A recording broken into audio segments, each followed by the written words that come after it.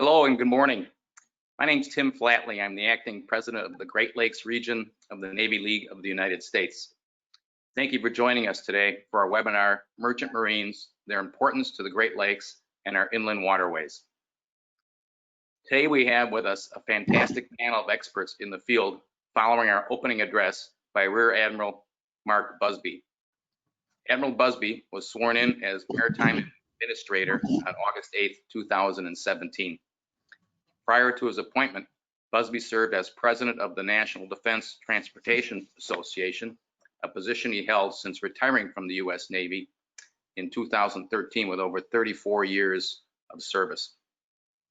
While in the Navy, he served on staffs of 6th Fleet, U.S. Fleet Forces Command, the Navy Staff, and the Joint Staff. Admiral Busby served as the commander of the U.S. Navy's Military Sealift Command from October 2009 to March of 2013. We look forward to his remarks and insights this morning. So please join me in welcoming Admiral Busby. Well, thank you very much, Tim. Appreciate it. It is great to be with all of you here this morning from snowy Washington as I look out my window. Of course, you know, just the description of snow, just the talking about of snow in Washington is enough to put this panic. But because everybody's already home teleworking already, there's still not much activity on the street. But all that said, really like to thank the Navy League Midwest Council and Navy League headquarters here in DC for sponsoring this and for asking me to speak here this morning.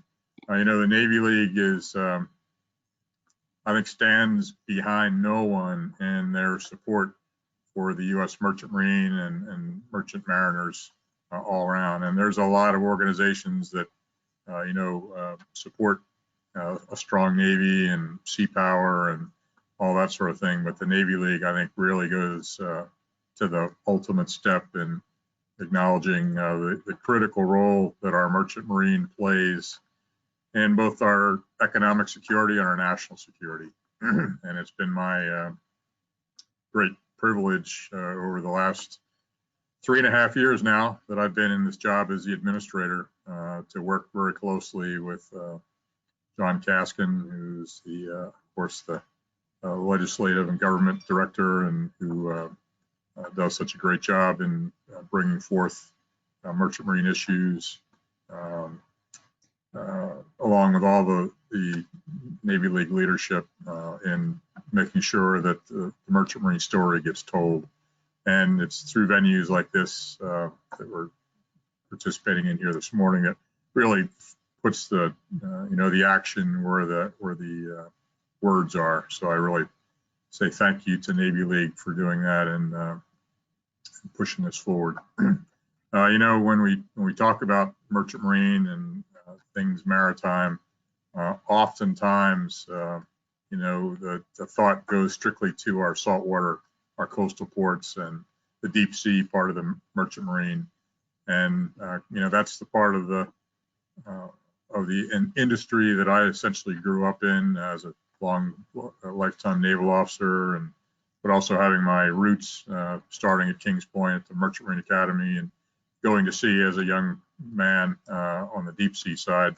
But clearly, so much of this nation's economic and defense activity actually takes place on our Great Lakes and inland rivers and waterways. And one of the great ahas that I have had in this job really has been to get to know that segment of the industry much, much better, and to see just how large a force it is and how critical it is to our nation's well-being. And you know, you need only look at, you know, some of the numbers, and you know, those of you that live out there in the Midwest kind of know this probably intuitively, but you know, just to kind of put a number against it, you know, just last year, 2019, over 35 million metric tons of cargo valued at nearly $10 billion transitioned across the Great Lakes and in our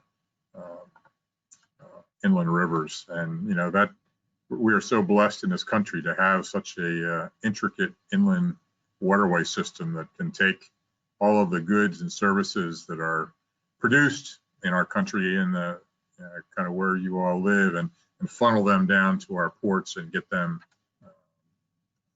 out into international trade. And I think it's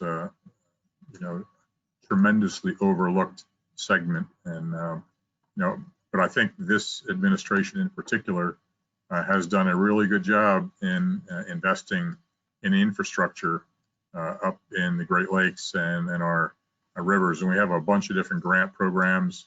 Again, something that I really probably wasn't cognizant of is how many programs we have that provide funding and assistance to our ports and port infrastructure. And while, again, most people believe most of that goes to our big coastal ports, we have made some pretty significant investments into our Great Lakes and inland ports. As a matter of fact, just since 2017, since we kind of came in here, we've funded 11 different projects to the tune of about $135 million. Matter of fact, I was just looking back in my calendar earlier this year, just about this time last year, I was standing in both Toledo and Cleveland handing out big checks for port infrastructure development grants for projects in those two waterfront port cities. And of course, they were greatly appreciated. But, in general, I would say our maritime infrastructure has been somewhat neglected over the years. And now that neglect, together with just the huge increase in sizes of vessels that we see, sizes of tows, sizes of container vessels that are calling on our coastal ports, has really driven the need to greatly expand our port infrastructure. And not just the pier side piece, but also the connections to the rest of the intermodal system, the gates, the highways that lead up to those ports, the ability to move trucks in and out, the rail connection, the spurs, the extra connections that have to be made, and even the pier side connections for barge traffic that's for feeder vessels to move that cargo on from the major gateway ports. Our ports, both coastal and in Great Lakes, those are our economic gateways to this country, and really critical, I think, that we continue to make investments in those to upgrade them to make that flow occur easier and more efficiently if we want to stay and continue to be a leading trading nation.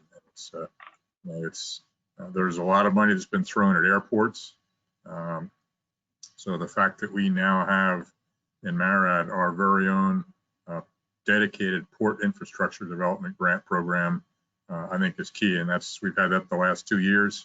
It looks like in 2021 there will be yet another good infusion of money into a port infrastructure program, which is great news. The final number is still floating around out there, but I think it'll end up being to the tune of about $250 or $300 million. And I can tell you that we'll look to get that money out the door very, very quickly. So, we understand the importance of the ports up there in the Great Lakes and just how critical movement of raw material, bulk material is to our nation and our national productivity. While this year, due to COVID, we've been somewhat down in terms of moving iron ore and coke and limestone and the types of things that are used in steel production, again, because of the reduction in manufacturing, car plants shutting down, that sort of thing. One area that we have seen that has been very strong and continues to be strong, and that's in the agricultural side. Grain and other agricultural product movement has been huge and has resulted in making up a lot of the loss that occurred from the lack of steel products that moved around. So that's both up on the lakes and in inland rivers. So that's been kind of a bright spot and continues to be I think something that's going to sustain us going forward, because our ag products are very much in demand overseas. So that's going to continue to be a bright spot, I think, and should bode well. While I'm talking about the lakes, I can't get away without talking about Great Lakes Maritime up in Traverse City, one of our 6 state maritime academies. Again, I was up visiting there on their 50th anniversary last December. It was a great visit. Hadn't quite iced over yet, so it was still a very pleasant time to be up there. But Admiral Jerry Achenbach runs a very, very sharp program up there in Traverse City that produces a very unique mariner. And they are unique amongst all the state maritime academies in that everybody that graduates out of there not only has their degree and a Coast Guard license, third mate or third assistant engineer license, but they also have their pilotage. They all graduate with pilotage, which is an extra qualification where it makes them very, very unique. And that's a sought after school there.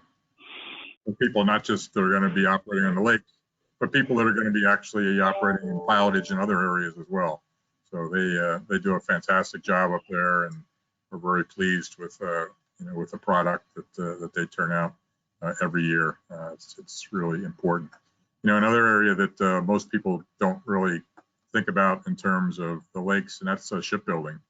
And of course, those of you that live out there say, well, of course, but Terry, Marionette Marine up in Wisconsin, and Bay Shipbuilding, both are very, very busy producing vessels and kind of cutting edge vessels. Bay Marine just is finishing up a liquefied natural gas bunker barge. It's the second one being built in this country, 5,400 cubic meters that will join up with an articulated tug barge unit, and will be servicing ships that are requiring LNG for fuel on the U.S. East Coast here very shortly. So they're very busy and with a bunch of other smaller shipbuilding projects as well. And of course, Marionette Marine has been engaged in the littoral combat ship program for the Navy for many years now. Has just won a very important contract to build the Navy's next frigate, which is in design phase right now. That's a tremendous boost for that shipyard. And of course, they have a lot of commercial work, ferries and other smaller vessels that they're building, but a very going concern, a lot of modernization going on in that yard. And they are one of the premier shipbuilding facilities in this country. And we're very excited to see them continuing to go forward as well. And I was up there a few years ago for one of the littoral combat ship keel layings, and just a tremendous facility. And since I've been there, they've expanded greatly and have continued to make great strides. So I think that's going to continue to be a real force up there. Speaking of shipbuilding, just yesterday, a little bit of good news from MARAD. We're, of course, building a new class of school ships for the state maritime academies, a class of 5, hopefully, ultimately. Yesterday in the Philly shipyard in Philadelphia, we made the first steel cut for the very first ship.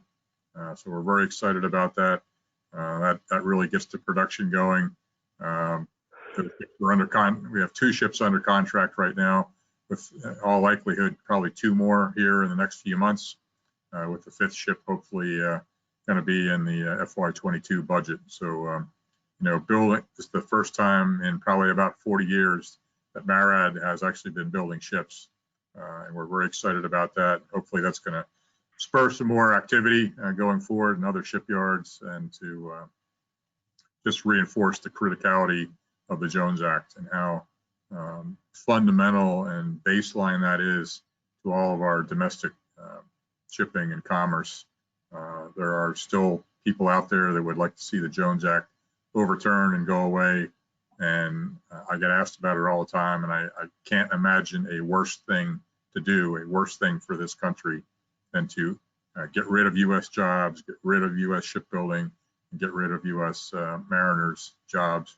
I think that would be a tremendous loss for this country and would go against everything that we've been trying to do in terms of ensuring that our domestic supply chains were secure and not subject to foreign influence. You know, as this whole COVID thing has unwound over the last 8-9 months, we've seen just how much of our manufacturing we have sent offshore, and to send our supply chain offshore also, I think that would be a tremendous mistake. So the Jones Act is just so critical to all of that.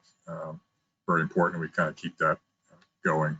So, I'll be here for about another 4 or 5 weeks, and then I'll be moving on with as the new administration comes in. All of us political appointees will be asked to move on. But it has been a great 3.5 years, and I have truly enjoyed the time here and feel like we made some difference. Feel like we raised the visibility on our merchant marine and how critical it is to our nation's functioning, and hopefully I can continue to function. I am a life member of the Navy League, so we'll continue to support a strong maritime through that. And just like to thank all of you for your support, and thank you for being here this morning, and look forward to the rest of the program. So with that, Tim, back over to you, sir. Sir, thank you so much for your time this morning. I know that all of our members are so appreciative of your service, not only in the Navy, but obviously over the last 3.5 years. So thank you so much for everything that you've done. And as you mentioned, for increasing the visibility of the merchant marine. We truly appreciate it. And do have a safe ride home. As you mentioned, the slightest snow in Washington, D.C. just shuts everything down. So take your time and be very careful on your way back. Roger that. Thank you, Luke. Thank you, sir. Well, good morning, everyone. I'm Luke Lorenz, Manager for Legislative Affairs with the Navy League. And I would like to thank again Admiral Busby for those wonderful opening remarks, and to emphasize that the Navy League of the United States is always grateful for the wonderful relationship between our two organizations. This morning, our Navy League Learns webinar series is bringing you insight into a very important topic within our nation's sea services. That topic relates to our merchant marines and their importance to our Great Lakes and our inland waterways. Today, we have with us a distinguished panel of subject matter experts on this topic, who will be sharing with you a little bit about this region and the importance that this region has on our overall maritime operations. Now, let me go ahead and introduce our first panelist. Commander Scott Fairbank is the Director of Maritime Admissions for the Great Lakes Maritime Academy. Commander Fairbank retired from active duty in 2013 following over 27 years of service in the U.S. Navy.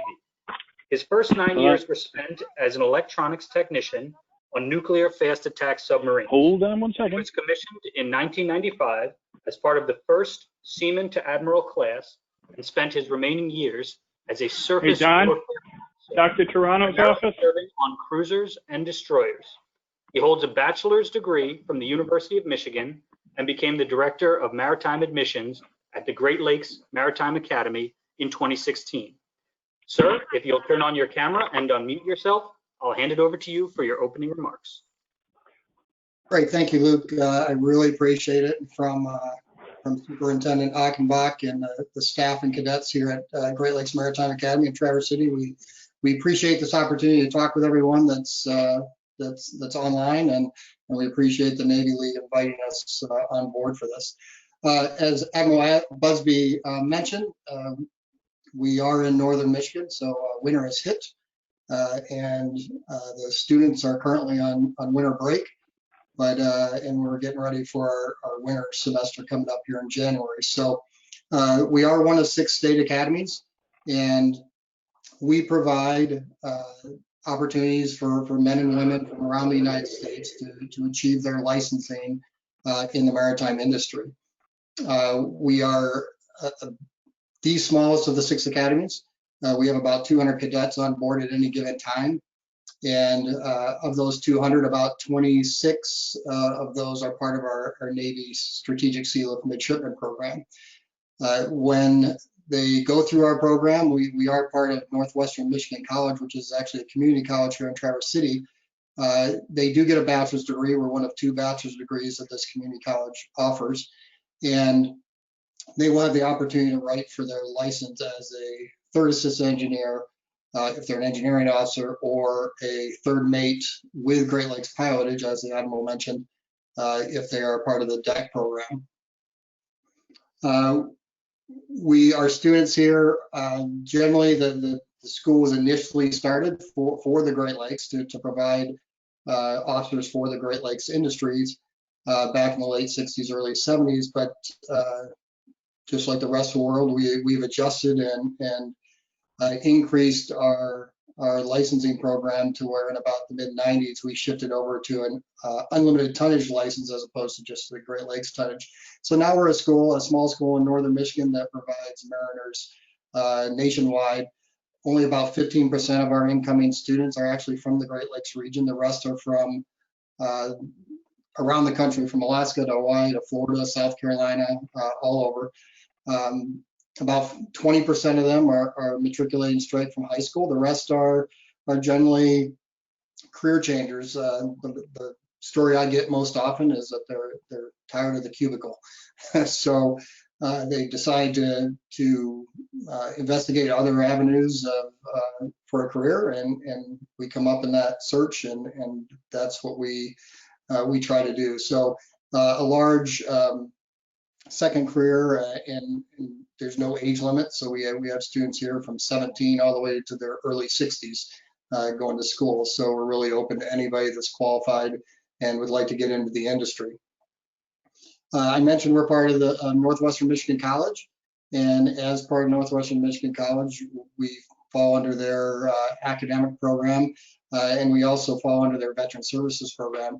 About 10% of our cadet body is or are veterans from all the services, and Northwestern Michigan College is actually the #2 community college in the country for veteran services. Our veteran services officer, Scott Hertzberg, does a fantastic job bringing them in and getting them situated, getting GI bills set up for them.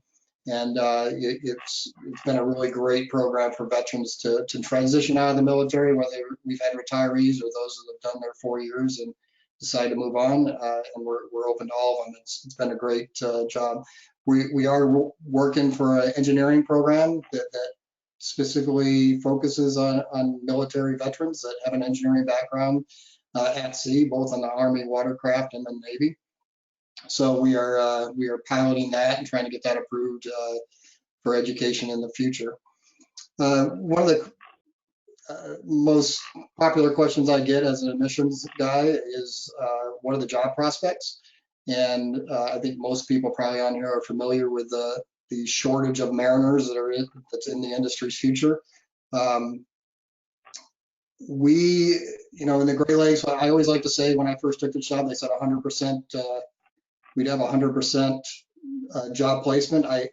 Coming out of the military, not allowed is 100%. So I kind of massaged that and really changed it to everybody that I've dealt with here that's graduated has found a job.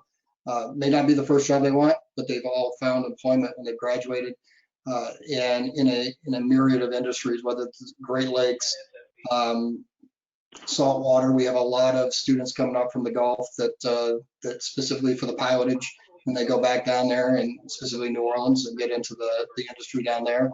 So we've really seen about in the last 8 years an explosion of not just the Great Lakes, but students coming in to get the unlimited license and move outside the Great Lakes. So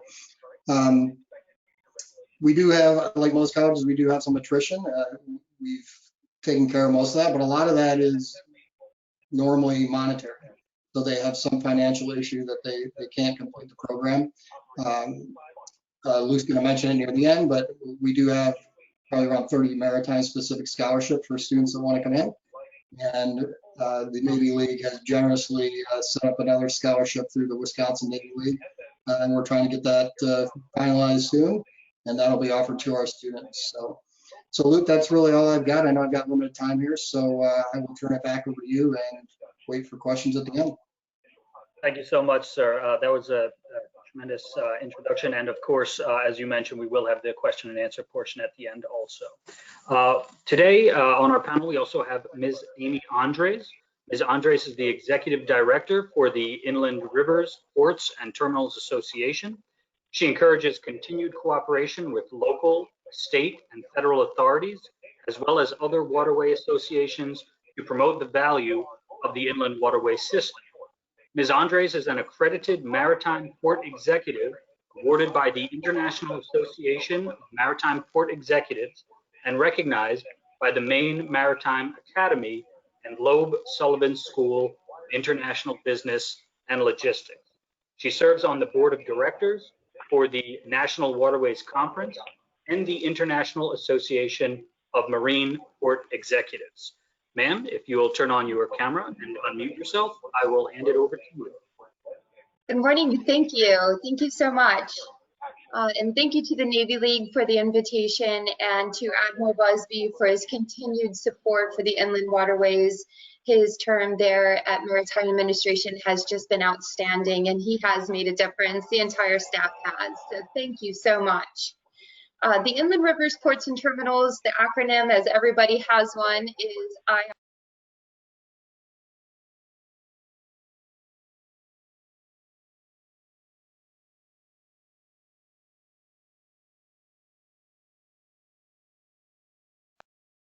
There we go. Sorry about that.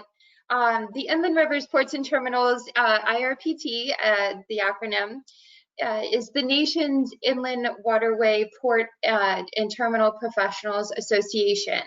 So maybe easy way to remember this is that there's the waterways and the lakes where our cargo transits via the barge, the tow, the tug, and the vessel. But our association really provides resources for the land side, the ports, the terminals, even short line railroads and trucking companies. So our primary focus is to promote, market, and educate the users and non-users on riverborne freight transportation. And as Luke had said, we also encourage that continuing cooperation with the federal agencies and other waterway organizations such as the Navy League. So with members around the nation, we divide our members based on the river that they work on or near, and then we call that their basin. So currently IRPT has 11 river basins, one of them being the multi-state and international basin. Just last year, we adopted the Great Lakes Basin. And I'm going to show my screen here. If you can, I hope you can see my screen. I'm not sure if you can or not. Let's see. For a lot of the information that I'm going to talk about today is located here on our website. So I wanted to bring this to your attention. And then I also wanted to thank Julia with the Navy League for allowing me to provide a handout. So in your GoToWebinar dashboard, there is a PDF located in the handout section that will be extremely useful if you want to come back to any of the information that we're talking about. But as I was mentioning, we have 11 river basins, one of them being the International Multi-State Basin. So all of these river basins combined make up one large transportation system. And then within each one of those basins, there are hundreds, if not thousands, of professionals that rely on IRPT for its resources. So we keep them up to date on policy, regulation, and in some cases even best practices.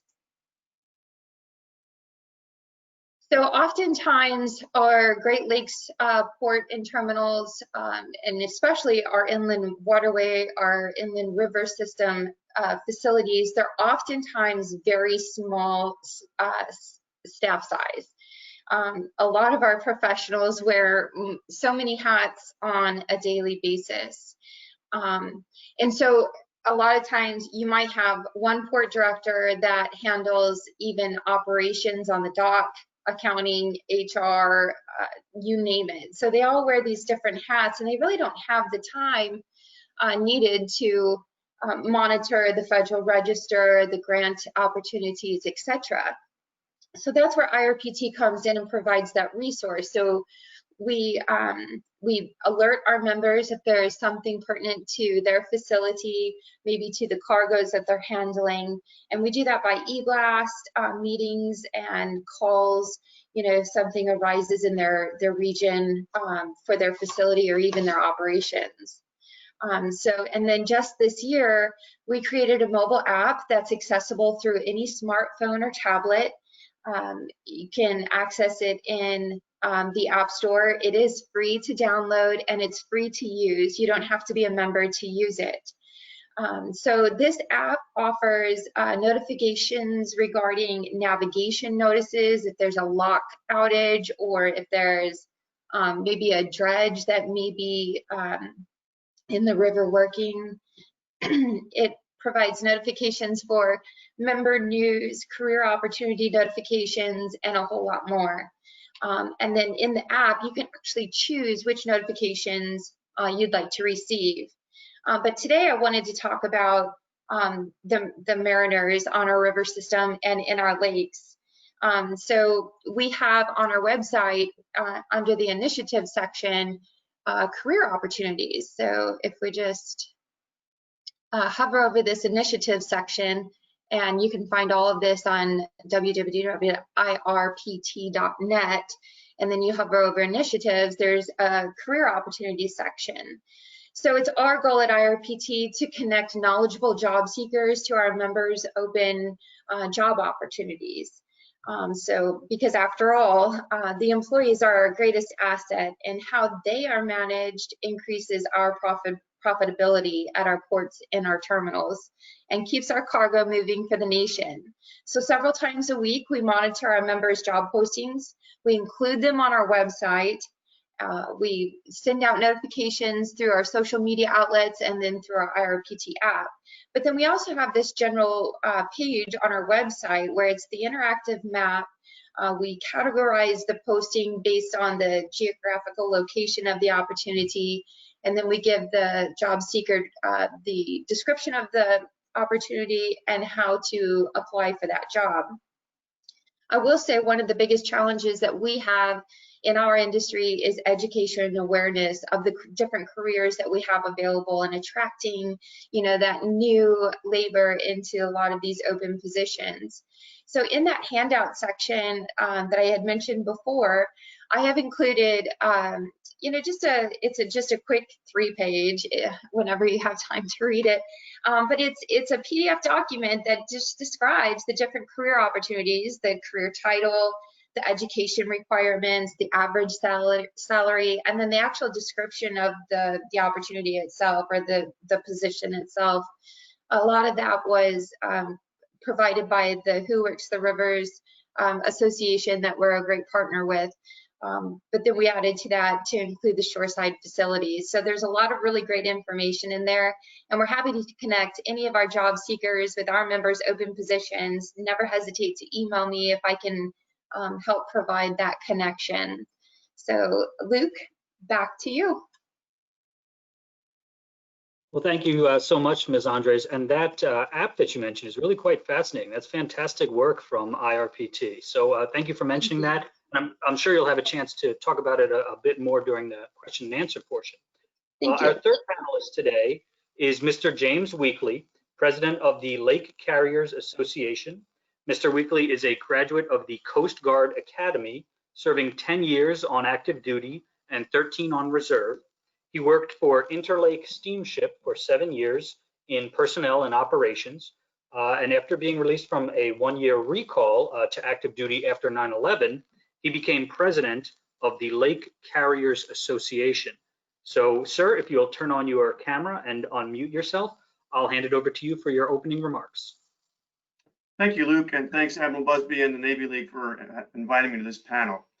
So the Great Lakes shipping industry is basically an economic pilot light. In fact, I would say it's an economic pilot light for North American manufacturing.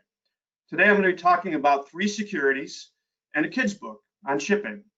First, the kid's book. I always thought if Dr. Seuss were ever going to write a book on shipping, it would be called Liquids, Locks, Box, and Rocks. Liquids are the tankers, locks, inland tugs and barges, boxes about containers, and Great Lakes shipping, we're all about the rocks. We move iron ore, construction stone, coal, salt, grain, cement, sand, and other primarily dry bulk products. Let's talk about economic security. The US flag Great Lakes Fleet by itself creates 123,000 direct, indirect, and induced jobs. This is according to a 2014 study by Martin Associates. But more important than those 123,000 jobs are the jobs that we enable with our customers and our customers' customers.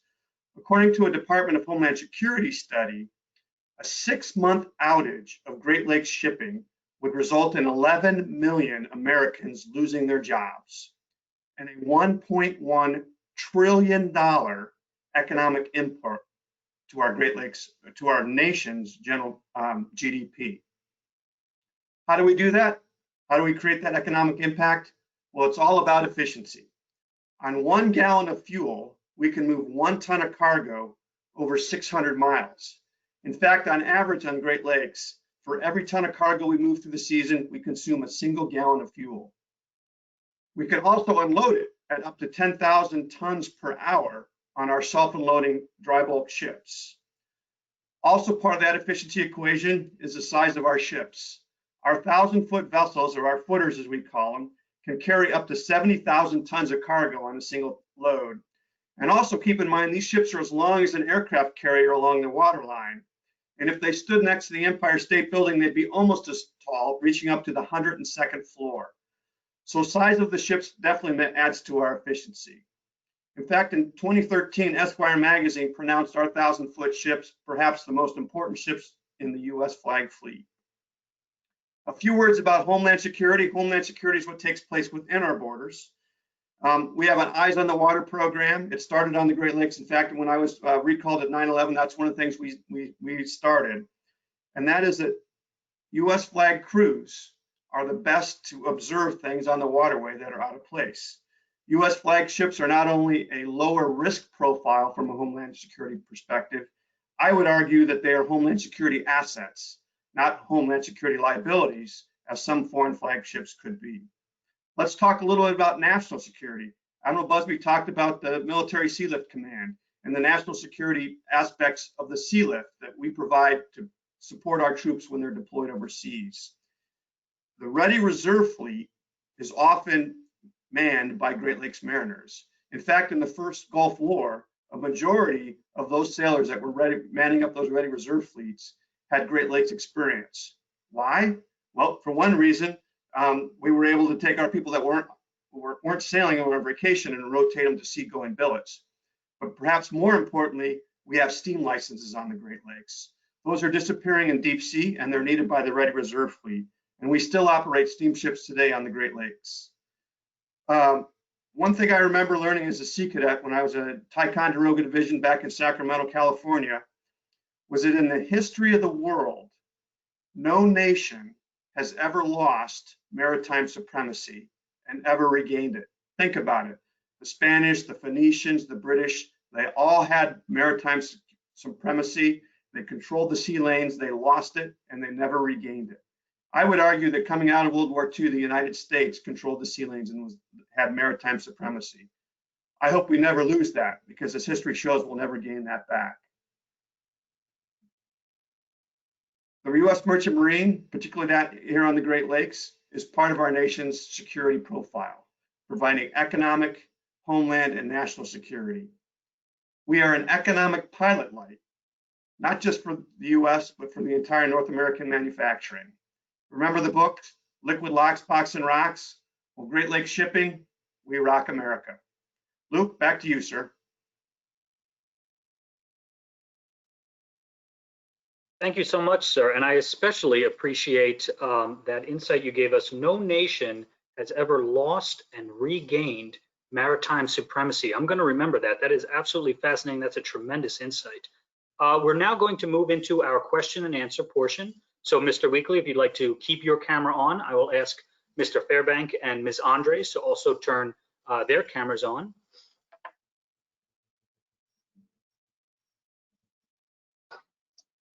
Welcome back. Okay, fantastic. We have everyone. Our first question just came to us just now. Our Milwaukee Navy League Council would like to better support the merchant marine along with our other sea services. What should that look like? Can you suggest specific steps that they could take? Any partnerships or collaborations that you could possibly suggest?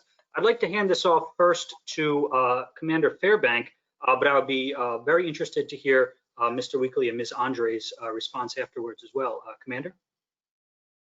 Thanks, Luke. Well, from the education standpoint, I would say scholarships and outreach. Scholarships we do them independent of our foundation. We have scholarships from pilots associations in Florida, associations in Alaska, all over the country that will give a portion of money to students that are willing to study maritime, and not just at like Great Lakes.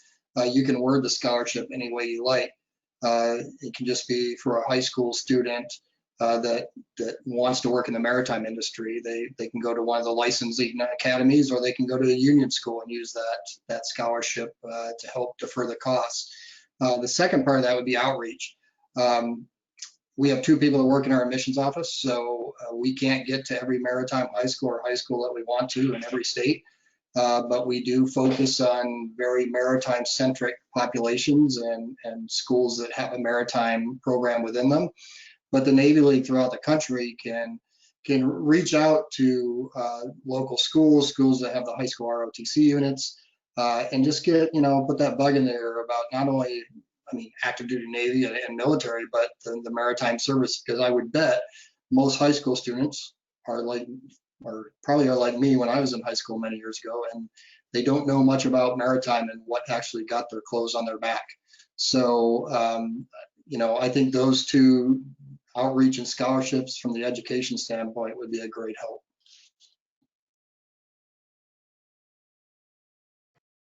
Thank you, sir. Ms. Andres, do you have any thoughts on how our councils can be better friends to the merchant marine and to the maritime industry in general? I do. And so I'll go back to one of our main challenges being education and awareness, and to almost reiterate what Mr. Fairbank had mentioned, attracting those future job seekers, those high schoolers. There's a RiverWorks Discovery organization that will help you hold a Who Works the Rivers event in your area. So they will have different career booths where the Army Corps, the Coast Guard, and some of our mariners, our private stakeholders, and our public ports will come in and just talk to the high schoolers, our future job seekers, about the careers available, whether it be in welding or pilots, captains, etc. I will say that when I was growing up, I attended the community port day, at the public ports. The public ports at that time, way long ago, I'm not going to tell you when, but they were interested in educating their general public on what public ports and private terminals do. And so I got to attend, the community port day, and here I am today. So maybe it worked, I don't know. But then number 3 are those general public career fairs for our industry. Those are really tough to come by. So for our regions, if our council wants to gather our maritime stakeholders and ask those stakeholders, perhaps after COVID, to participate in a general public career fair, to raise awareness for the open opportunities and what the education requirements may be, so that we can send them over to Mr. Fairbank to get that education. Thank you so much, ma'am. And everyone, please take a note of that Who Works the River event that you can host, if I understand that correctly. Mr. Weekly, I'd ask you the same question, but we have an additional question that came in for you. If you can comment, please, on the Soo Locks upkeep, as well as how folks can be friends of the maritime transportation industry and the merchant marine. So let me lead with the Soo Locks, and then I'll come back to the primary question. So great news on the Soo Locks. It's a $1 billion project. It's entering the bidding for phase 2. I think they've completed phase 2. They've done the upstream dredging. It's about they're saying a 7 to 10 year project. It was dead in the water from 1986 until just really this past year. They started doing the construction. I won't go into the reasons for the flawed benefit to cost ratio, but let's just say we spent 10 years getting that problem fixed, and now it's underway. I think they've appropriated as much as $300 million towards that project all over. So huge win for the Great Lakes region. And in fact, that DHS study I quoted was pivotal in getting that project moving forward in the right direction. So back to how can the Navy League help with the merchant mariners? I think one opportunity would be to expose some of the Sea Cadets to the merchant marine. I remember when I was going through the program, we were primarily focused on preparing people for an enlisted career in the Navy or an officer career in the Navy. I don't think the merchant marine was ever mentioned except for that, that one history professor from Sacramento State that came in to talk about it from a historical perspective. I think there'd be a good opportunity to educate the cadets about how they get their merchant mariner's license and how they get the merchant mariner's document so they can go to work literally from high school right into our industry. And the second thing I think is worth promoting, particularly in Sea Power magazine, is American Maritime Partnership has a tremendous program called Military to Maritime, where we actively go out and recruit those military veterans who want to go to work in our industry or just don't want to be in the military. And God bless them. I was one of them.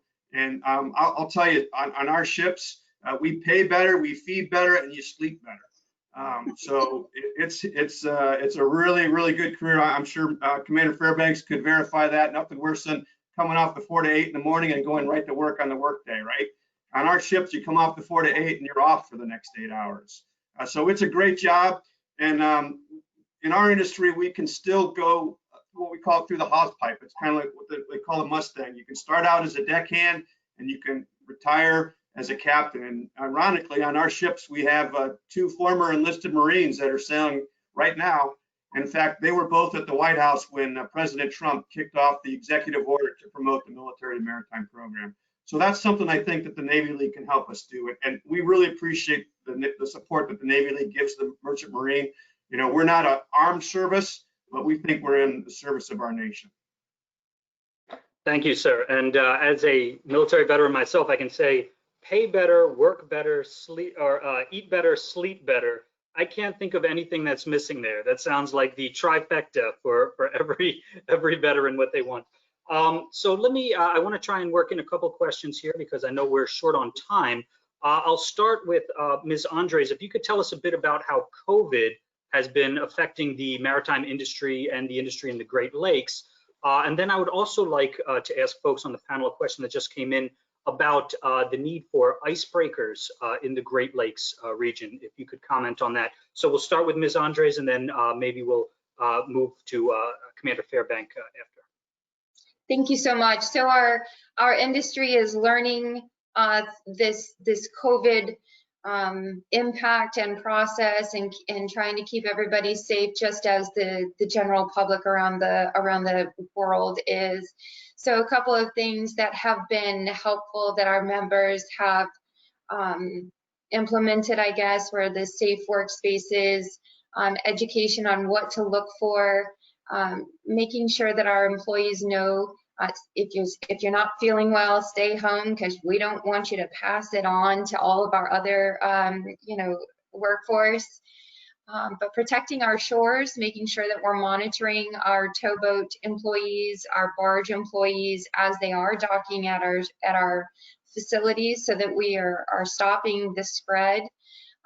The access to the PPE has been a challenge. The access to rapid testing has been a challenge, and I think the Maritime Administration and more specifically even Senator Wicker's office for recognizing that, being deemed as essential and critical to our nation, we do need the critical access to those. And so there's programs out there that are helping our industry obtain those supplies in times of natural disaster and national disaster.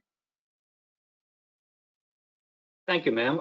Commander, if you'd like to comment also on how COVID is kind of impacting the work that you're doing, but also we do have that second question about icebreakers and the possible need for icebreakers in the Great Lakes region.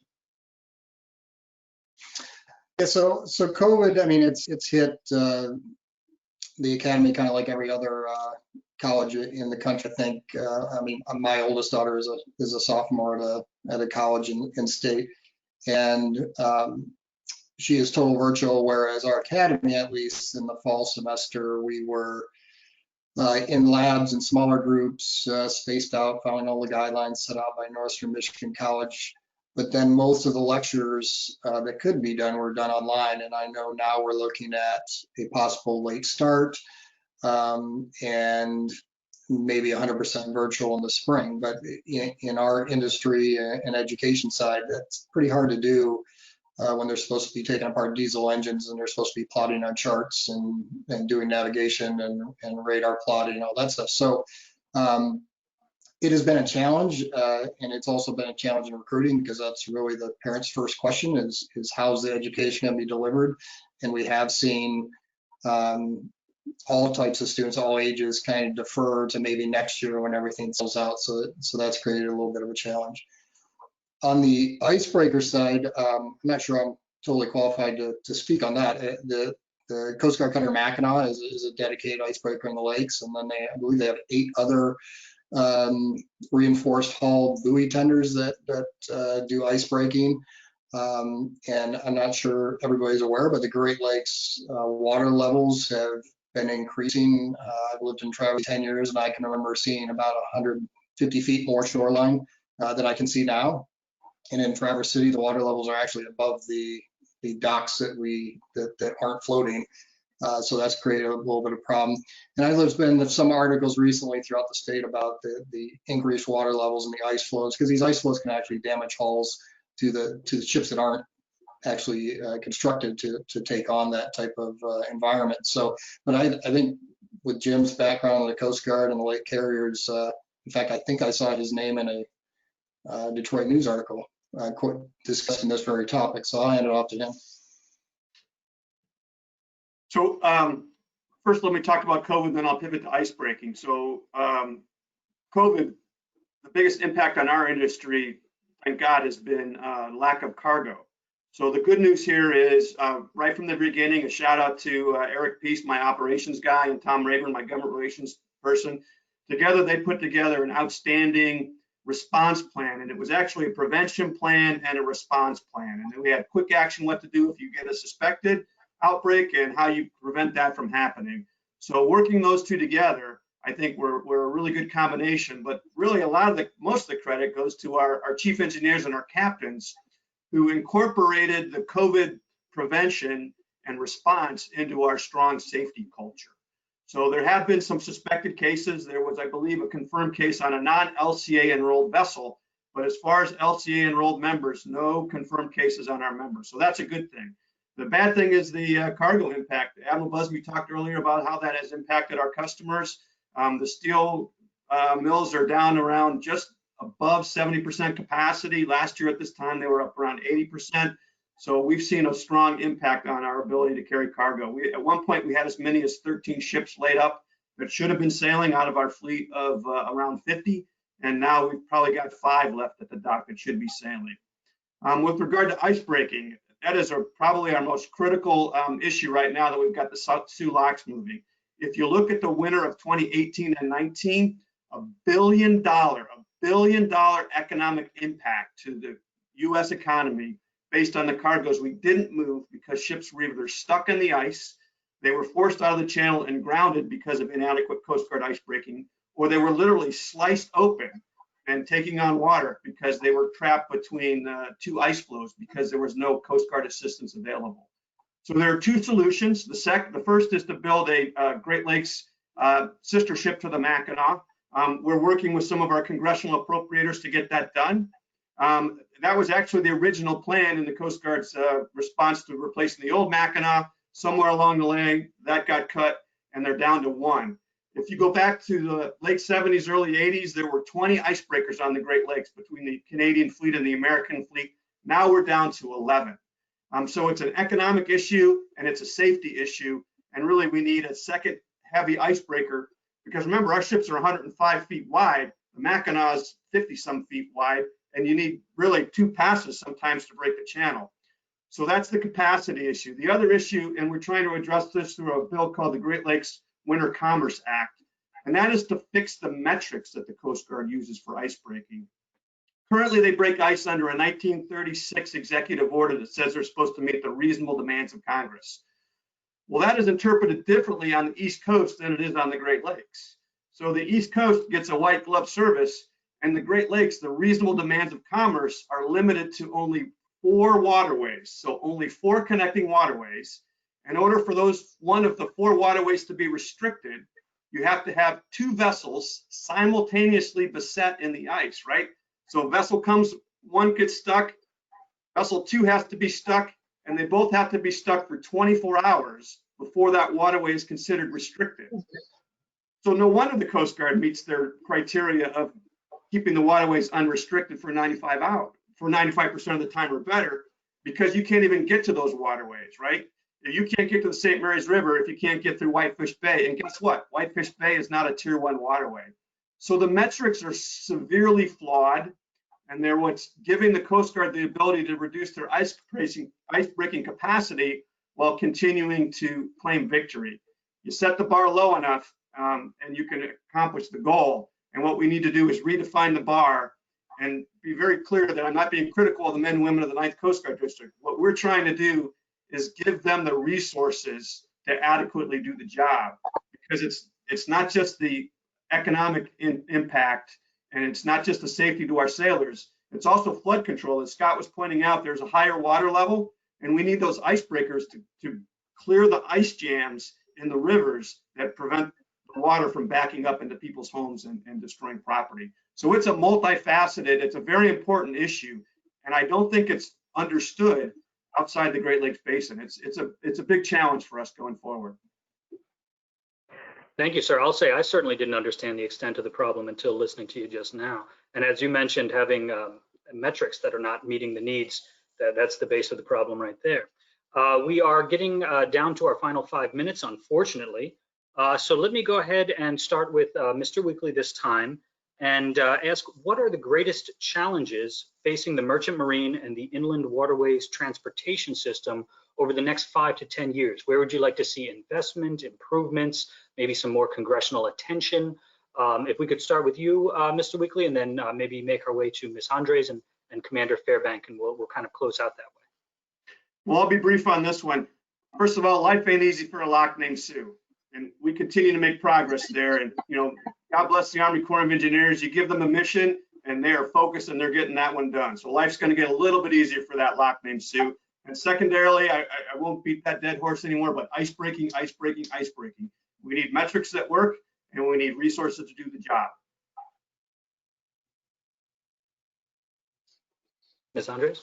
So Luke, I'm gonna second, Mr. Weekly's comments about the lock infrastructure improvements that are needed. Our ports and terminals are only great if we can access our river infrastructure. So making sure that our rivers and our harbors are dredged, that our locks are operating and open, and that infrastructure improvements on a long-term plan are looked at from the next administration would be critical moving forward. Thank you, ma'am. Commander?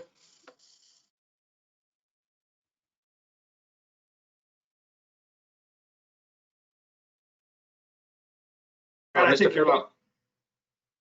Mr. Fairbank, if you'd like to tell us about what you think are some of the primary areas for concern, for investment, for attention over the next 5 to 10 years in terms of the work that you're doing with the Maritime Academy. Yeah, so I think for us, a lot of it's almost COVID driven, and that is really, and Jim probably has heard from Admiral Achenbach on this, is sea days.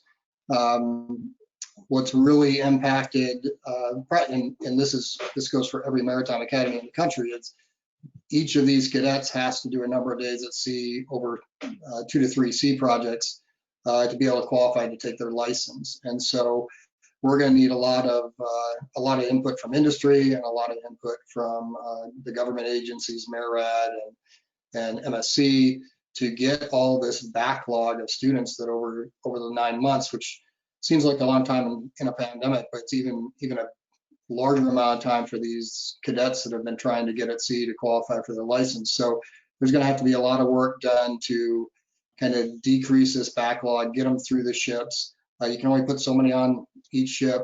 And right now, I mean, we're looking at next summer, and we're still planning on the COVID rules. And then outside of that, it's just, you know, like Admiral said, making the train ships. That seems to be the biggest shortcoming from the train side, is the ability, even in a normal environment, outside of COVID, is just having the actual train ships available for the cadets to use. So we have a very small train ship that operates on the Great Lakes. We take about 50 cadets per sea project. And we have taken cadets from other academies that have these 400 cadets ships, just because of the condition of the ships, the inability to sail. And I think Marriott is meeting that. It's just going to be, you know, a years long effort to meet that need for the cadets. And especially as I'm sure we can't get much bigger, but the other 5 academies can certainly take in more cadets as the demand needs, and they're going to have to get through in a reasonable amount of time to get their licenses. So. Thank you, sir. And thank you all so much for joining us. I'm sorry we don't have more time. I found this conversation very fascinating. I'm sure that we will be inviting each of you back for some future panel discussions. So thank you so much for joining us today. A very special thank you, of course, to Admiral Busby for his opening remarks. I'd like to also recognize our La Crosse Navy League Council for administering the Great Lakes Maritime Academy Scholarship. And thank you to all of our attendees for joining. We look forward to seeing you next time. Have a great day. Take care. Thank you.